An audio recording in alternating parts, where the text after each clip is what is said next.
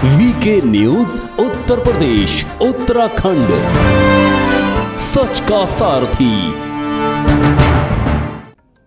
कुछ चीजें हैं जो इतिहास हमें सीखने के लिए और सोचने के लिए मजबूर करता है। भाइयों बहनों, आप में से बहुत सारे लोग होंगे जिन्होंने वो दृश्य देखा होगा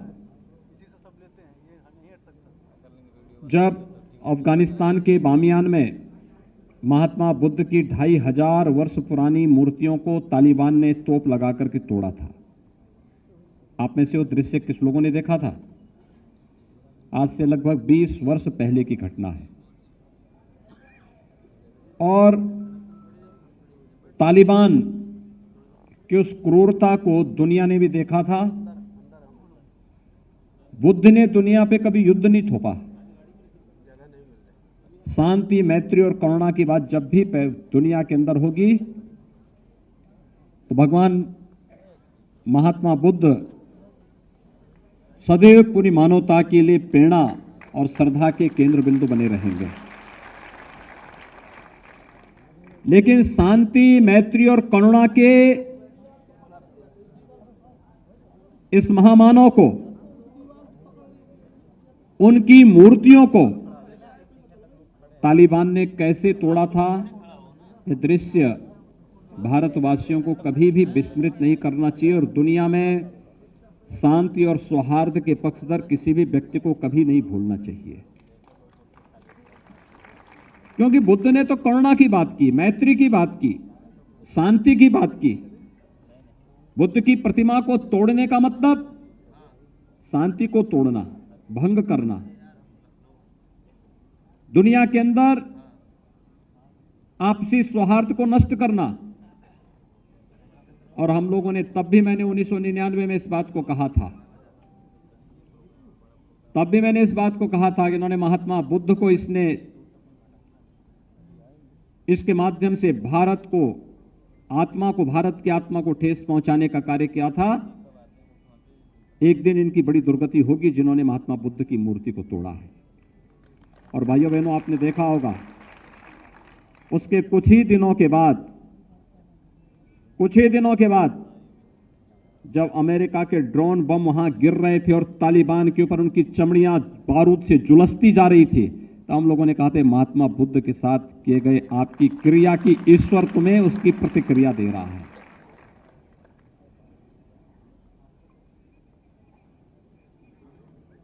आप मुझे बताइए, भारत का राष्ट्रीय चिन्ह क्या है?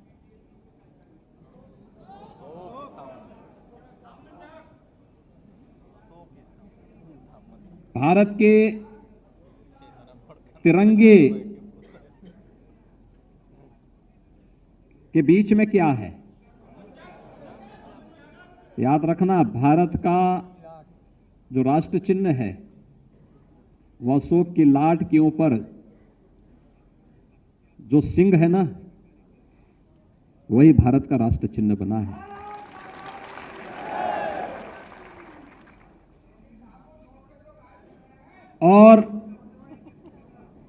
और भारत के आन, मान और शान के प्रतीक तिरंगा में बीच में जो मणि है वह धर्म चक्र है। धर्म चक्र प्रवर्तनाय की प्रेरणा। ये दोनों की प्रेरणा कौन देता है? अशोक। भारत का स्वर्ण युग कौन सा था? चंद्रगुप्त मौर्य का था। भारत की सीमाएं कहां से कहां तक फैली थी मालूम है? आज जो पाकिस्तान है, बांग्लादेश है और भी उससे विस्तृत जो भूभाग था, यह भारत का हिस्सा था। विस्तृत भूभाग यह भारत का हिस्सा हुआ करता था। लेकिन समय के अनुरूप हम अपनी एकता को बनाए नहीं रख पाए। जाने अनजाने में मध्य एशिया से जुड़े हुए उन बर्बर जातियों को हमने यहां पर हमला करने के लिए मजबूर कर दिया और वे लोग यहां आकर के हमारी संपदा को लूटते गए, तोड़ते गए, नष्ट करते गए। और एक समय वो था जब चंद्रगुप्त मौर्य का सामना, यानी इतिहास कैसे विकृत किया जाता है। इतिहास ने अशोक को या फिर चंद्रगुप्त मौर्य को महान नहीं बताया। किसको बताया? चंद्रगुप्त मौर्य से जो हारा था वह सिकंदर को महान बता दिया। कितना धोखा देश के साथ हुआ है। लेकिन इतिहासकार इन सब मुद्दों पर मौन है। कारण है, अगर ये सच्चाई जिस दिन भारतवासियों के मन में आ जाएगी तो समाज फिर से खड़ा हो जाएगा, और समाज जब खड़ा होगा तो देश खड़ा हो जाएगा। प्रधानमंत्री मोदी जी आज इस देश को ही खड़ा कर रहे हैं। एक भारत श्रेष्ठ भारत की जब बात होती है, इन्हीं सब मुद्दों को लेकर के होती है। विपक्ष के पास मुद्दा नहीं है। वह सरदार पटेल का अपमान करना चाहती है। राष्ट्र नायक सरदार पटेल एक ओर हैं और दूसरी तरफ इस राष्ट्र को तोड़ने वाले जिन्ना दूसरी तरफ हैं। वो जिन्ना का वे लोग समर्थन करते हैं, हम सरदार पटेल का समर्थन करते हैं। क्योंकि अगर सरदार पटेल नहीं होते तो भाइयों बहनों, भारत की स्थिति क्या होती, कल्पना से ही एक रोंगटे खड़े हो जाते हैं। याद करिए, जब सरदार पटेल स्वतंत्र भारत में अंग्रेजों ने छोड़ दिया था, बिल्कुल लावारिस छोड़ दिया था। उन्होंने कहा था जिसकी मर्जी आई जहां जाए, और तब सरदार पटेल के हाथों में जिम्मेदारी आई थी। देश के उप प्रधानमंत्री और गृह मंत्री के रूप में उन्होंने पूरे भारत को एकजुट करने का जो अभियान प्रारंभ किया, जूनागढ़ का नवाब और हैदराबाद का निजाम, ये दोनों कहते थे कि नहीं, हम नहीं भारत गणराज्य में शामिल होंगे। सरदार पटेल ने कहा कि सीधी बातों से मानोगे ठीक है, नहीं तो टेढ़ी हाथ टेढ़ी उंगली से भी हमें घी निकालना आता है। और जूनागढ़ का नवाब तो अपने पालतू कुतिया को लेकर के भाग खड़ा हुआ पाकिस्तान जाकर के, अपने बीवी बच्चों को छोड़ गया यहीं पे। और हैदराबाद का निजाम भी बहुत अकड़ रहा था।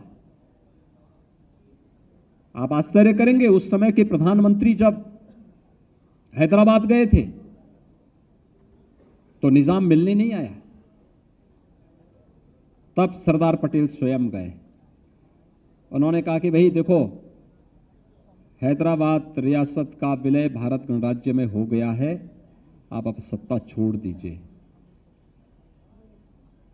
और अगर सीधी बातों से नहीं करोगे तो हमें सैन्य कार्रवाई करनी पड़ेगी। वह भी नतमस्तक हो गया। भाइयों बहनों, सरदार पटेल भारत के राष्ट्र नायक हैं, और जिन्ना सदैव भारत के लिए खलनायक ही रहेंगे।